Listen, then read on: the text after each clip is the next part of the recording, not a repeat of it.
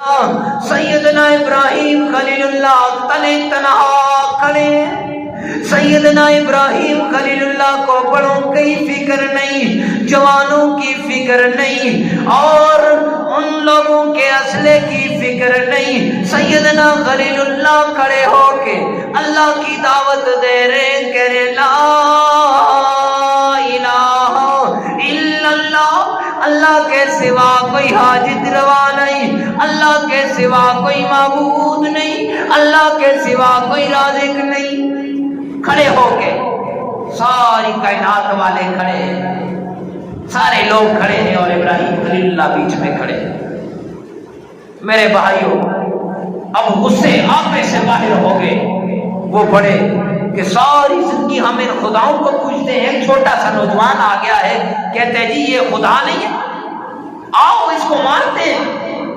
مشورے ہو رہے ہیں، مشورہ کیا جا رہا ہے.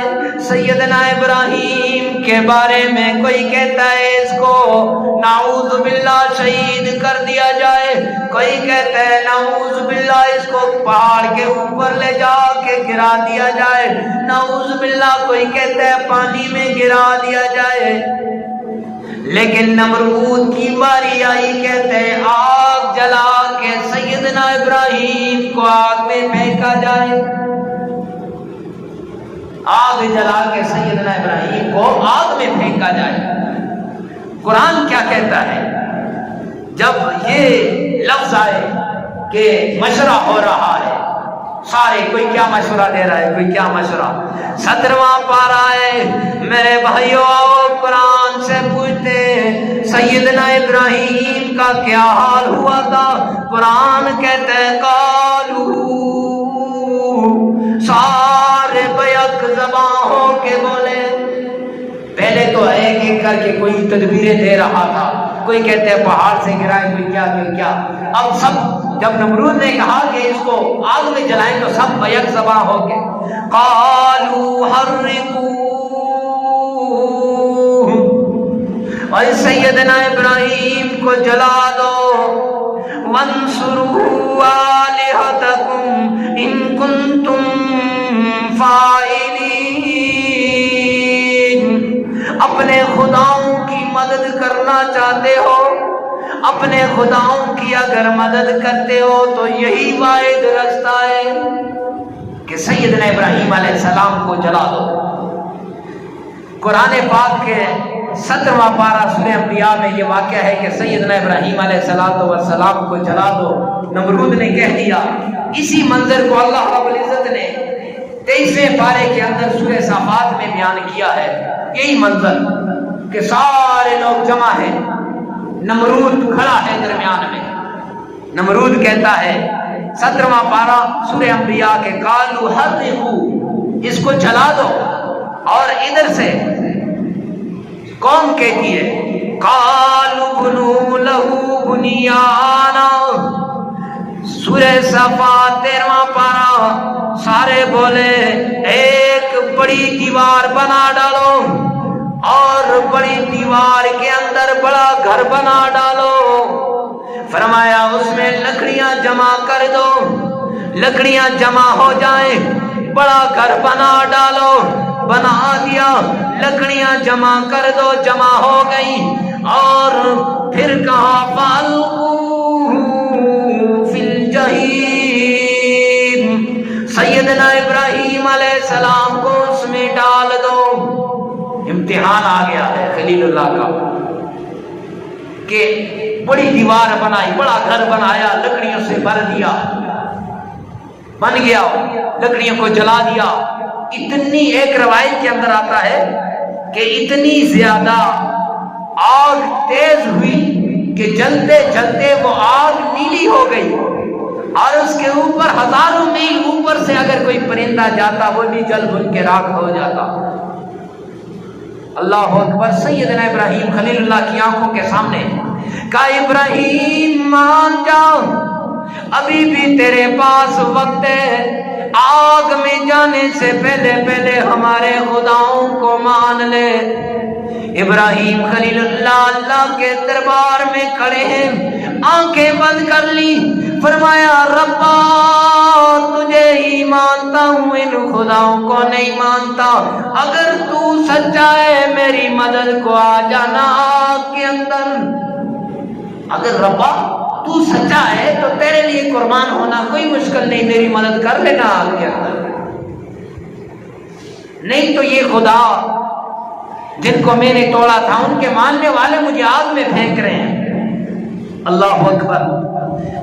قرآن پاک کا 23واں پارہ سورہ صافات، فرمایا فارادو بھی کیدا، ادھر زمین والے تدبیریں کر رہے ہیں کہ سیدنا ابراہیم کو آگ میں ڈالا جائے، میرے رب نے بھی تدبیر کر لی، اپنے خلیل کو کیسے بچانا ہے آگ کے اندر۔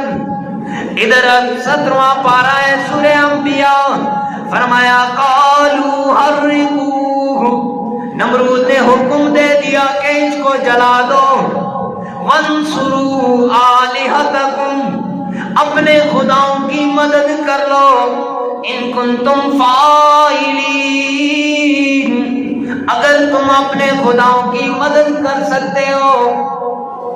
اب ادھر نمرود کا حکم ہو گیا، آگ بھی جل گئی، دیوار بھی بن گئی، جلا دی آگ۔ اب ادھر جب اب ڈالا کیسے جائے، تو ایک روایت کے اندر تفسیر مدری میں وہ واقعہ ہے، تفسیر مدری میں لکھا ہے کہ عراق کے اس شہر کے اندر آگ جلائی گئی اور منجنیق لایا گیا، منجنیق پہ ایک روایت میں آتا ہے سیدنا ابراہیم علیہ السلام کو بٹھا کر پھینک دیا آگ میں، اور ایک روایت میں آتا ہے کہ بڑا کنکڑا لایا گیا، اس کنکڑے میں ایسے جھولا جلا کر سیدنا ابراہیم علیہ السلام کو پھینک دیا، واللہ عالم کون سی روایت صحیح، لیکن ادھر آگ کے اندر پھینکا گیا، ساری کائنات والے دیکھ رہے ہیں، خلیل اللہ قربان ہو رہا ہے اللہ کے حکم پہ۔ یہاں دنیا والوں تمہیں کہا جاتا ہے اپنے کاروبار کو چھوڑ دو اللہ کے راستے کے لیے، تو کہتا ہے نہیں نہیں میں نے کیا، ابھی تو یہ کام رہتا ہے، ابھی تو وہ کام، ادھر دیکھو اپنی جان قربان کر دی۔ فرمایا اللہ کے عرش کے اوپر کوہرام مچ گیا، سارے فرشتے آپس میں چمن گویاں کرنے لگے، اللہ کے خلیل کو آگ میں ڈالا جا رہا ہے، فوراً ہواؤں کا فرشتہ آ گیا، سیدنا ابراہیم خلیل اللہ کو کہنے لگا او ابراہیم اگر تو حکم کرے میں ہوا کو حکم دے دوں، اس ساری آگ کو ہوا بجھا دے۔ سیدنا ابراہیم خلیل اللہ قربان جاؤں تیری جرات پہ، قربان جاؤں تیری سیرت پہ، کہنے لگے اگر تجھے اللہ نے بھیجا ہے تو ٹھیک، نہیں تو خلیل جانے، اس کا رب جلیل جانے تجھے کیا لگاؤ۔ رب جلیل کو اگر یہی منظور ہے تو خلیل قربان ہونے کے لیے تیار ہے۔ اب جی ہوا والا فرشتہ آ کے واپس ہوا، نہیں مانے سیدنا ابراہیم علیہ السلام۔ پھر بارش والا سیدنا میکائیل علیہ السلام آتے ہیں، سیدنا میکائیل آئے، آ کے کہتے ہیں ابراہیم حکم کر، اگر تو حکم دے گا ابھی میں بارش برسا کے آگ کو ٹھنڈا کر دوں، ابھی میں بارش برسا کے آگ کو ختم کر دوں۔ ابراہیم خلیل اللہ کا جواب وہی ہے، ابراہیم خلیل اللہ کہنے لگے اگر تجھے رب جلیل نے بھیجا ہے، اگر تجھے اللہ نے بھیجا ہے تو ٹھیک، آگ کے اوپر بارش برسا دے، اگر رب جلیل نے نہیں بھیجا تو جا، خلیل جانے اور اس کا رب جلیل جانے، یہ خلیل اور جلیل کا معاملہ ہے، تو درمیان میں کیوں آیا؟ اگر وہ مجھے قربان ہوتا ہوا دیکھ سکتا ہے تو خلیل قربان ہو سکتا ہے۔ دوسرا فرشتہ واپس ہو گیا، یہاں فرشتے آتے گئے واپس ہوتے گئے، آتے گئے واپس ہوتے گئے۔ اللہ رب العزت نے فوراً اس منظر کو قرآن پاک کے 23واں پارہ ہے سورہ صافات آیت نمبر 99 اللہ نے اس منظر کو یوں بیان کیا، فرمایا وَقَالَ إِنِّي، سیدنا ابراہیم علیہ السلام آگ کے اندر ہیں۔ ارے نمرود اپنے بڑے محل کی چھت پہ چڑھ کے دیکھ رہا ہے کہ ابھی یہ جلتا ہے، ابھی یہ بن جائے گا، لوگوں کے دلوں میں میرے معبودوں کا چرچا آ جائے گا، میرے معبودوں کی تعظیم آ جائے گی۔ لیکن نمرود تو نے دنیا کے اوپر تدبیر کی تھی، میرے رب نے آسمانوں کے اوپر بیٹھ کے تدبیر کر دی۔ ارے نمرود تو جلتا بھنتا دیکھنا چاہتا تھا، لیکن یہاں منظر بڑا عجیب ہو گیا۔ اللہ رب العزت نے فرمایا آؤ لوگو، قرآن پاک کا 17واں پارہ ہے، قرآن پاک کی سورہ انبیاء ہے۔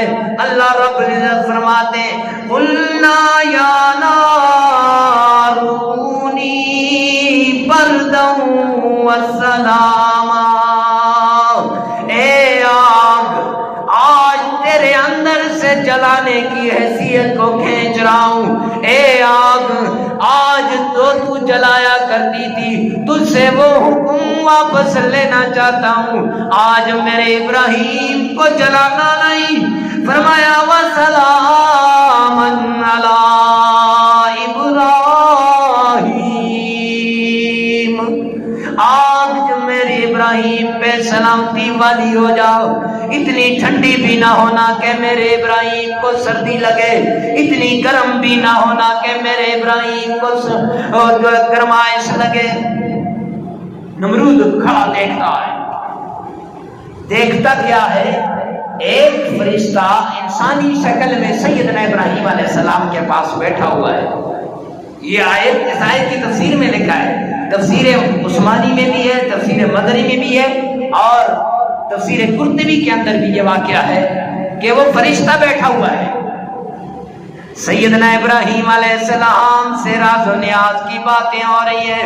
خلیل اللہ تو قربان ہونے کے لیے تیار ہوا، آج اللہ نے تجھے خلیل بنا دیا۔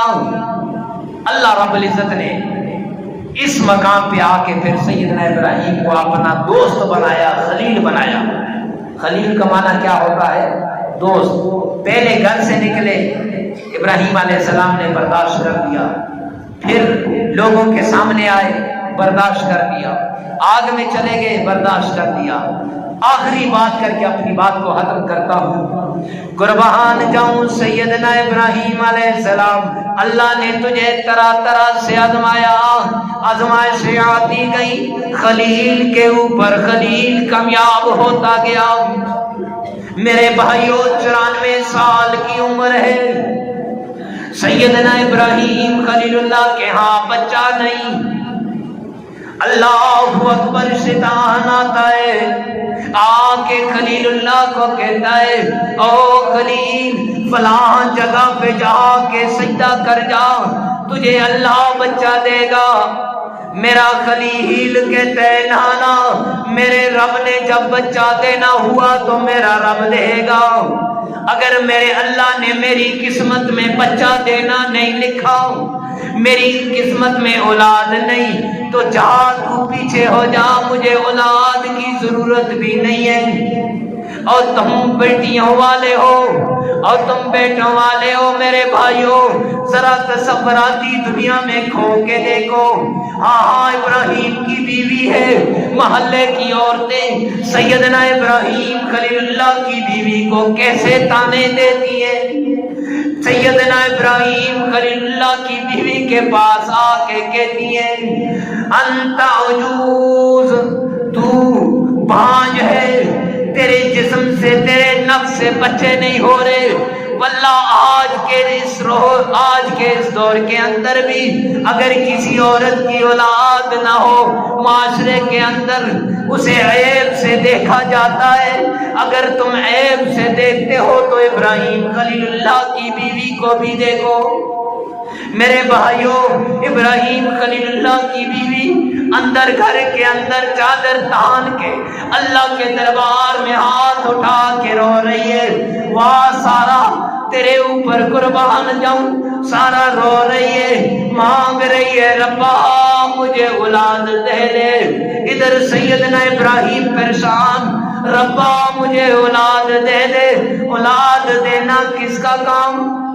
بولو بھائی کس کا کام؟ اللہ کا کام ہے.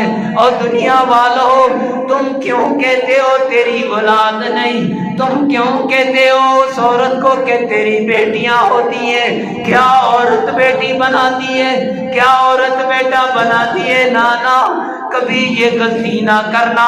اگر یہ غلطی کرو گے تو نمرود کی اولاد میں سے ہو جاؤ گے.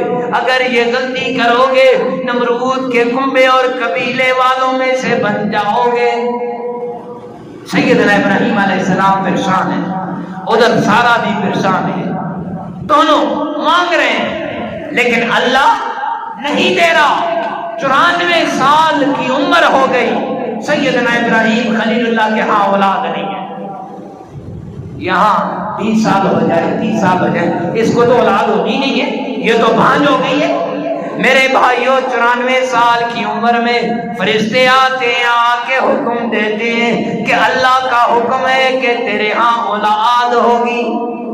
وہ پردے کے اندر سیدنا ابراہیم خلیل اللہ کی بیوی سن رہی ہے, رونے لگی اور کہنے لگی کہ میرے ہاں اولاد ہوگی, حالانکہ میں بوڑھی ہو گئی, میرا آمد بھی بوڑھا ہو گیا.